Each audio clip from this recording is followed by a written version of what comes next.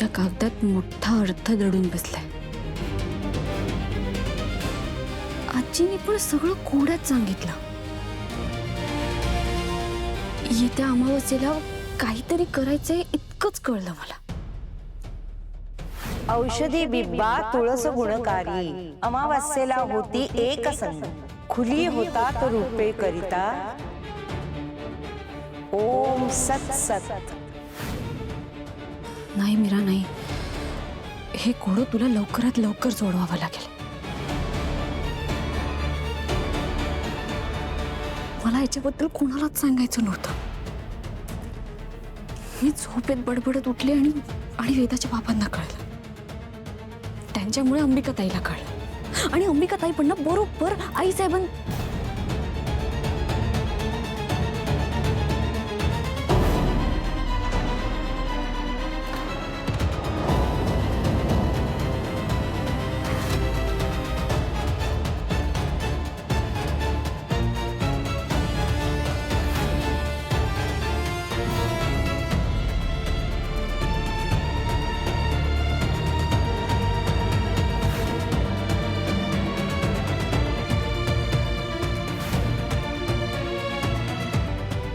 आईसाहेबांना ताई दिसते का?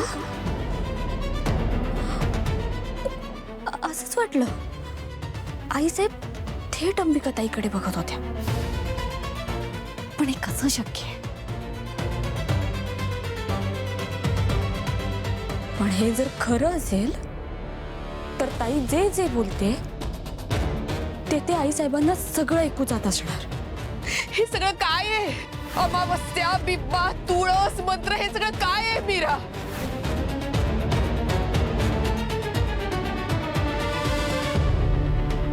याचाच अर्थ आतापर्यंत आम्ही दोघं जे जे बोललोय ते आईसाहेबांनी ऐकलं असू शकतं.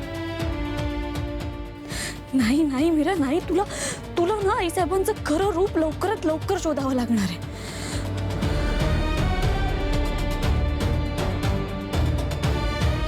त्या तिघांना बिब्बा, तुळस, अमावस्या, मंत्र हे सगळे शब्द कळलेत. पण येत्या अमावस्येला मी काय करणार आहे हे अजून कोणालाही कळलेलं नाही आणि ते मी कळूही देणार नाही.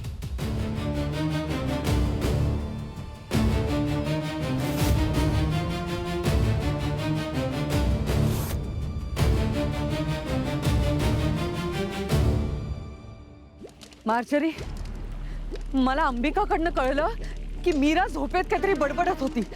बिब्बा, तुळस असं काहीतरी.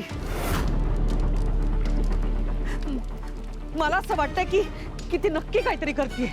हो, पण बिब्बा तर विधीमध्ये वापरला जातो. ती आजी पण घरी आली होती. म्हणजे महागौरी या सगळ्यात नक्की सामील आहे. महागौरी असो वा कुणीही, त्यांना जे करायचंय ते करू दे. ते करताय ते आपल्या हातात नाही, पण आपल्या हातात जे आहे ते त्यांच्या हातात नाही. आपल्या हातात काय? मनुष्य जातीत एखाद्या बाईवर बंधन घालायचं असेल तर तिच्या पदरात बाळ देतात. त्यानंतर त्या बाईचं विश्वच बदलून जातं. तिचं जगणं, विचार करणं, आवड निवड सगळं काही परावलंबी होतं. आपल्यालाही तेच हवंय. आता काही झालं तरी मीराच्या पोटात बीज पेरलं गेलंच पाहिजे. ती गरोदर असताना तिच्यावर बंधनं येतील. ती काहीच करू शकणार नाही. आपला बळी मीराच्या गर्भात वाढलाच पाहिजे. तिला मुलगी झाली म्हणजे तिची नाळ तोडून आपल्याला दोघींचाही बळी देता येईल.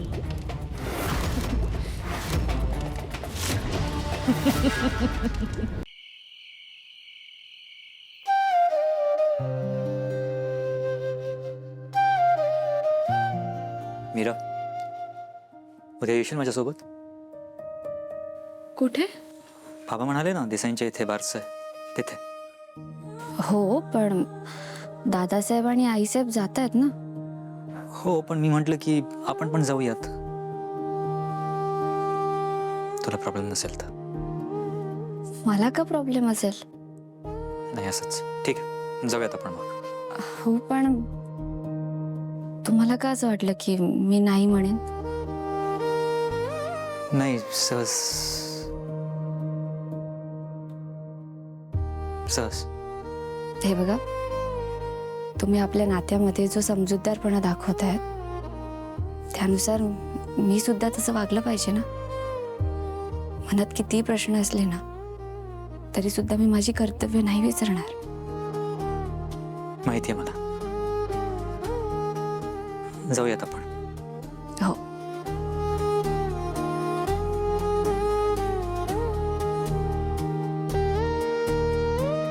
तू आईशी बोललीस?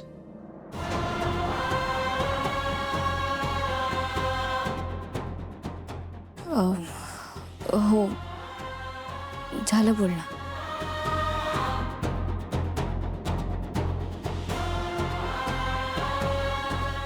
काय म्हणाली आई?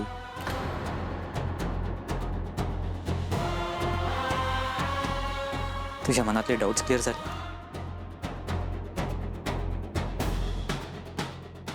काही नाही बोललो आम्ही.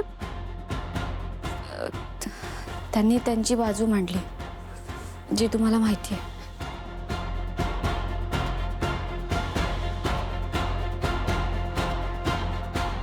मीरा, तुला हवं असेल तर तू तिच्याशी परत बोलू शकतेस.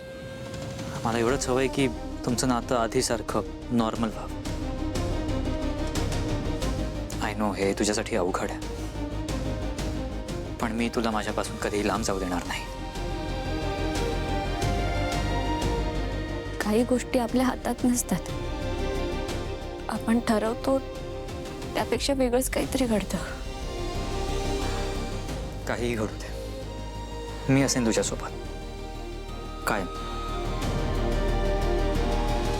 समजा उद्या आपल्याला कळलं की बाबा बोलत होते तेच खरं आहे आणि त्याही पलीकडे जाऊन सत्य काहीतरी भयंकर आहे, तर तुम्ही काय कराल?